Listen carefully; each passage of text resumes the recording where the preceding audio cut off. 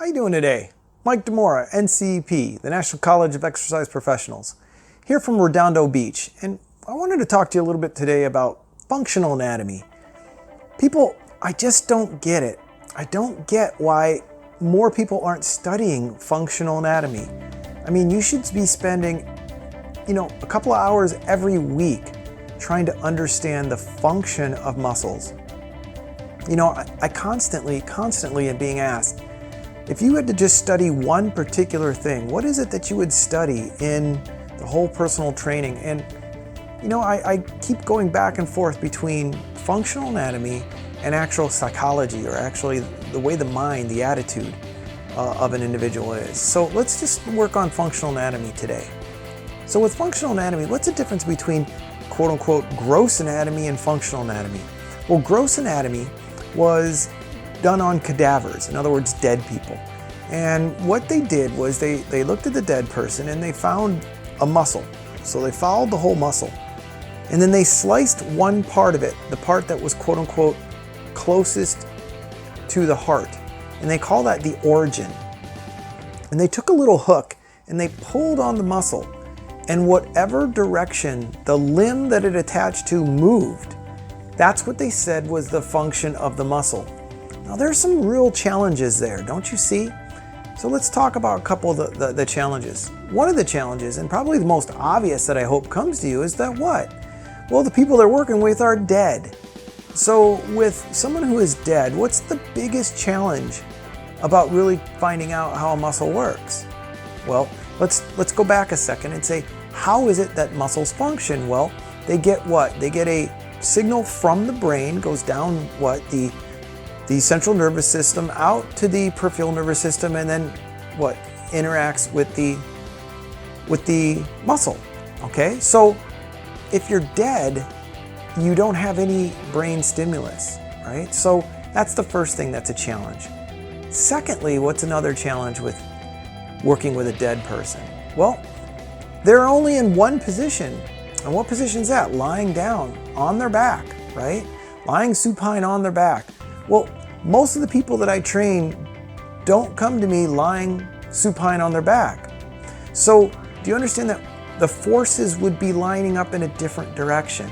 So if I'm standing, do you understand the forces are going up and down? But if I'm lying down, then the forces are not going through my body, but they're going in a different direction, right? So do you think that that would change what a muscle does? Well, of course it does. The other thing they do is, lying down, when they pull the empty quote unquote limb, you understand that that's what they call an open chain. What is the definition of an open chain? An open chain means that the distal portion of the limb is not fixed. Fixed as in doesn't move. So do you understand that if we're in a normal standing position, our upper body is what? Open chain, because it's not fixed. But our lower body, when that limb is touching the ground, would be what? A closed chain, right?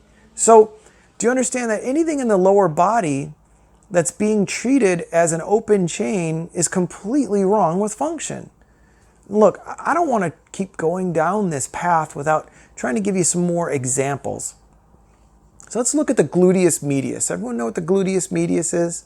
Right, it's that muscle, basically, it's the deltoid of your hip, okay? It's on the outside of the greater trochanter. It attaches to the pelvis and then down to the greater trochanter, and basically is the deltoid of your hip, right? So think about it for a second. What does it do, right? What's the function of it? So if you look in standard anatomy or gross anatomy, what is it going to say? It's going to say that it abducts your hip. Abducts, in other words, takes your femur away from your body. Abducts your hip. Think about that for a second. How often do you walk and kick your leg out to the side and kick your leg out to the side, right? If you're not Bruce Lee and you're doing side kicks and what have you, how often do you actually kick your leg up and to the side? Well, not very often. Not very often, right? So does that mean that if I were to just slice that muscle, I'd be fine because I don't do that? Well, no, of course not. So do you think it might have another function? Of course it does. Now, here's what I need you to think about. All muscles have three types of contractions. And what are those three contractions?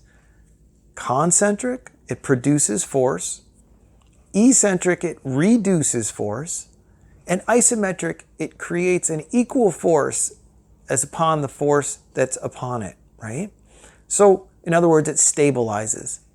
So think about it. There are three muscle contractions. Now, there are three what they call planes of motion. In other words, you can go front to back, side to side, and anything in rotation, right? Front to back, sagittal, side to side, frontal, and anything rotational is transverse plane. So, do you understand that all muscles have one particular plane of motion that they contract most in, and one particular contraction that they use most often. And that would be how you determine what the true function of your muscle is. Did I blow your mind? Did I give you too much to think about? I want to try to rephrase that, okay? So remember that we move in three planes of motion. There will be one plane, right, that muscle is used most.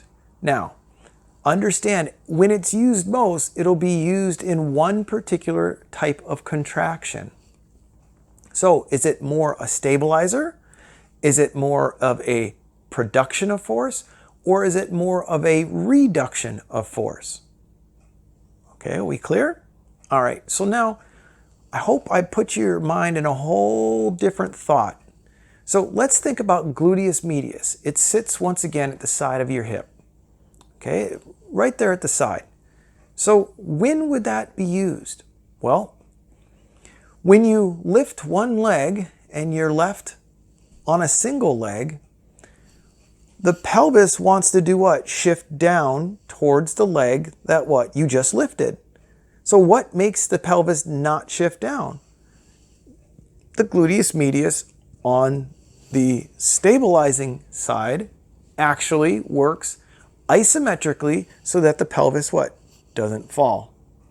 All right, so in that type of contraction, it works isometrically, right? Isometrically to stabilize the pelvis. What else might it do? Okay, now think about walking. So when I move and step, what wants to happen is the femur, okay, the femur looks like this, right? It's not straight up and down. The head of the femur actually turns about 45 degrees. Here would be the greater trochanter, and it turns like this.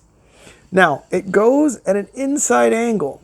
So when you land, what wants to happen is your knee wants to collapse, and it wants the femur to internally rotate, right? That's just what your body, the way that it's made, that's what it'll do. So what stops that? Guess what? The gluteus medius. The gluteus medius eccentrically decelerates femoral internal rotation from heel strike till toe off in the gait cycle. Wow. That's the true function of the gluteus medius. That's a lot to think about, right? So once again, I'll go over it again. When you're on a single leg, right? When you're on a single leg, it's working isometrically to stabilize the pelvis from what? Dropping, right? If you're just standing in a single leg. Now, as you're walking, the minute your heel strikes, your knee wants to collapse in. And when your knee wants to collapse in, your gluteus medius, once again, contracts and stops or slows down your femur from internally rotating, right? All the way from heel strike to toe off in the gait cycle. Wow, that's what the gluteus medius does. Once again, functional anatomy will change everything that you know about personal training. So when you see somebody The old typical, like someone has quote unquote saddlebags on the side of their hips and they're like, oh, my hips are too big, or I've got fat on the side of my hips.